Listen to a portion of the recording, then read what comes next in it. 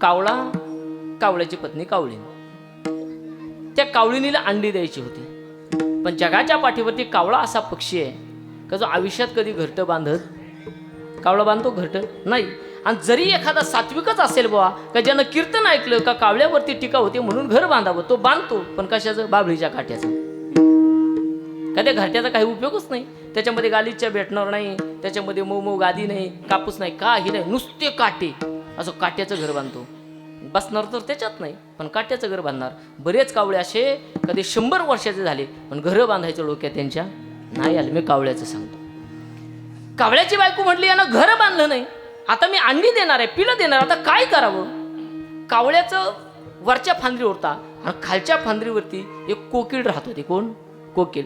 कोकिळीचं सुंदर घर होतं आणि कोकिळीलाही त्यावेळी अंडी होणार होती. नेमकी कोकिळीला 2 अंडी झाली आणि त्यावेळेस कावळ्याची पत्नी जी कावळी होती ना तिला एक अंड द्यायचं होतं. ती म्हणली आपलं काय आहे? काय नाही म्हणली, माझ्या 4 बहिणी नांदती सुखाने माझी. म्हणले काय सांगावं, घर नाही दार नाही. तिनं विचार केला आणि ती हळूच आली आणि ती कोकिळ पुढं तोंड करून होती. तिने एक अंड तिच्या घरट्यात ढकललं आणि निघून गेली. वरच्याच फांदरी होती ना, वरनं पाहायची. कोकिळीनं माग वळून पाहिलं. कोकिळी म्हणली बाया 3 अंडी आहेत, चांगली गोष्ट आहे. कोकिळीने 3 अंडी पक्काखाली घेतली. अंडी कोणाची होती? 2 कोकिळीची आणि 1 कावळ्याचं. 3 अंडी पक्काखाली घेतली. मला जगामध्ये सगळ्या गोष्टी सारख्या दिसल्या पण त्या सारख्या नसतात एवढं सांगायचं लक्षात ठेवा. 3 अंडी एकत्र गेली, 3 अंडी उबवली आणि 3 अंड्यातून गोंडस अशी 3 पिल्लं बाहेर आली. त्यांचा कलर कसा होता? कसा होता? पांढरा. मग बोला ना कसा होता? काळा कलर होता. बरोबर. 3 पिल्लांचे कलर काळे. थोडेसे मोठे मोठे झाले, चारा खाऊ लागले, पाणी पिऊ लागले. आईला असं वाटलं आपला पिढीजात जे आपलं चालत आले ना ते आपण आपल्या मुलाला शिकवावं.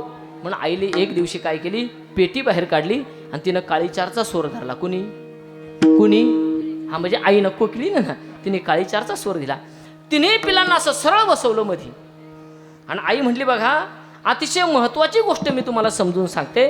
काळीचारचा नको, कोकिळेला मी सांगून काळी 2ला पकडायला लावतो, जाऊ द्या, काळीचार जास्त उंच होईल. मग कोकिळ म्हणली, काळी 2चा स्वर पकडला. 3 पिल्लं समोर बसली. कोकिळ म्हणली ऐका आपल्याला स्वर शिकायचं आहे. आपलं नाव कोकिळ आहे आणि आपलं गायन हे सबंध जगाला मोहित करत असतं, म्हणून त्याचा रियाज पहिला तुम्हाला लहानपणापासून मी शिकवते.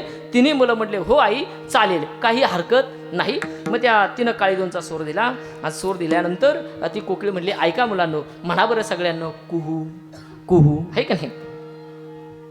2 पिल्लं म्हणायचे कुहू कुहू, एक मध्ये करता काव. हा कोकिळ म्हणजे असं काय होतं? पिल्लं तर 3 दिसतात माझी.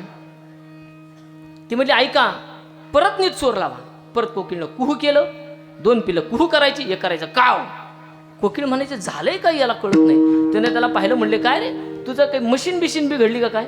अरे हे दोघं कुहू करतात, तू काव कसा करतो? तो म्हणला मला काय माहिती आई, मी कुहू करायला गेलो का काव आवाज निघतो. बराच वेळ झालं कावल्यानं त्या कोकिळ पक्षानं तासानंतर यांच्याकडे लक्ष दिलं आणि कोकिळ पक्ष त्या कोकिळीला म्हणलं ही काय गडबड आहे? 2 कुहू करतात आणि 1 काव करते, गडबड काय आहे? ती म्हणली मला नाही माहिती, हे 2 कुहू करतात 1 काव करतं. बराच वेळ झाला, 2-3 महिने रियाज चालला पण काव म्हणणार काय सुधारलं नाही महाराज.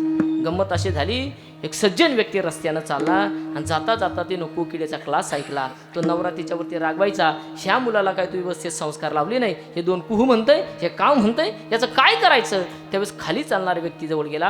तो म्हणला ऐका शिकवण्यामध्ये फरक नाही, मुळातच हे कोकिळ हा कावळा आहे. काय म्हणला? हा कावळा आहे. तू म्हणले असा कसा दिसतो यांच्यासारखा? ते म्हणले नाही, जरी कोकिळी सारखा दिसला तरी तो गायला गेल्यानंतर कावळ्यासारखा म्हणतो, म्हणून तो कोण आहे? कावळा आहे.